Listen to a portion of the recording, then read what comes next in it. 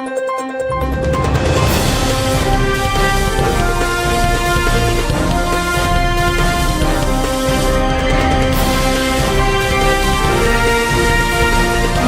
नगरी 24 तास न्यूज, रोखोक बातम्या आणि बरंच काही.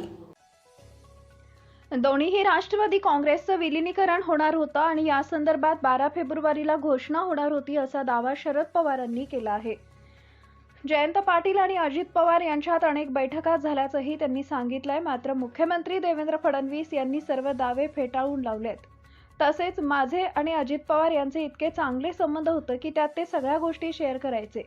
आदल्या दिवशी 1 तास आम्ही गप्पा मारत बसलो होतो असा खुलासाही केला आहे. विलीनीकरणासाठी चर्चा करत होते तर ती कोणतीही चर्चा भाजपला न सांगता करतील का? चर्चा करत असतील तर त्यांनी भाजपला सांगितलं असतं. ते करत नसतील तर वेगळी गोष्ट आहे. चर्चा करायची नाही करायची, विलीनीकरण करायचं या संदर्भात सर्वस्वी 100% राष्ट्रवादी काँग्रेस पक्षाचा निर्णय आहे. फक्त त्यांनी कोणताही निर्णय घेण्याआधी आमच्याशी चर्चा करावी इतकी अपेक्षा असेल आणि ते करतात आणि पुढेही करतील असं देवेंद्र फडणवीस म्हणाले आहेत. मी त्यांना म्हटलंय की जर अजित पवार अशा प्रकारच्या चर्चा करत होते तर एनडीए मधून बाहेर पडण्यासाठी करत होते का? ते काय सरकारमधून बाहेर पडणार होते का? सरकार ते स्थिर होतं. रोज काहीतरी गोंधळ निर्माण करायचा आणि मग आपली इकोसिस्टीम वापरून कन्फ्युजन इको करायचं, ही पद्धत चुकीची आहे. आम्हाला राजकारण करायचं नाही, अन्यथा मी अनेक गोष्टी सांगू शकतो असा इशाराही त्यांनी दिला आहे. मी सगळ्या गोष्टींचा साक्षीदार आहे. माझे आणि अजित पवार यांचे इतके चांगले संबंध होते की त्यात ते सगळ्या गोष्टी शेअर करायचे. आदल्या दिवशी 1 तास आम्ही गप्पा मारत बसलो होतो असं ते म्हणाले.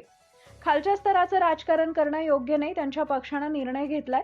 शरद पवार आणि अजित पवारांचा असा पक्ष आहे. अजित पवारांच्या पक्षानं आमचं नेतृत्व सुनेत्राताईंनी करावं, शपथविधी करावा असं ठरवलं. हा त्यांचा सर्वस्वी निर्णय आहे. आमचे साथीदार अजित पवारांच्या राष्ट्रवादी काँग्रेस पक्षात आहेत. साथीदारांनी जो निर्णय घेतला त्यांच्या पाठीशी उभं राहणं आमची जबाबदारी आहे असं ते म्हणाले. शपथविधी घाईत झाला याचं उत्तर राष्ट्रवादी काँग्रेस देईल.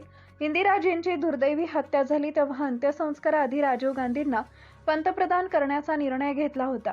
परिस्थितीनुसार निर्णय घेतला जात असतो. टीका करणारे हँडल्स पाहिल्यावर कोणत्या मानसिकतेतून होत आहे हे समजते असं त्यांनी म्हटलंय.